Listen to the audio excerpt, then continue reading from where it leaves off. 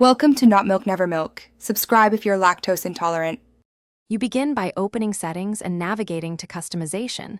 Look for Edge lighting immediately. Once found, tap it. Make sure your phone is updated and Do Not Disturb is off so you can preview changes. Prepare a sample notification, like a message or call, to test. Now choose a basic preset to modify. This gives you a live example.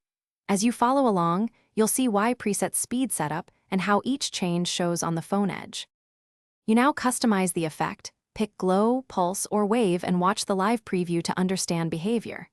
Next, choose a single color or a multicolor gradient, then set width, speed, and duration so the effect matches your taste and battery needs. Once done, assign which apps or specific contacts can trigger edge lighting. This prevents constant activation. Make sure to test with the prepared notification so you see color, timing, and edge coverage. You finish by saving the profile and toggling edge lighting on at the top level switch. Once enabled, test with real notifications to confirm behavior. If animation feels too long or short, go back and tweak duration or speed. Likewise, change width for stronger visibility. If nothing appears, check app notification permission, battery saver, and lock screen notification settings. These commonly block edge lighting. When resolved, your edge will visually signal the notifications you chose.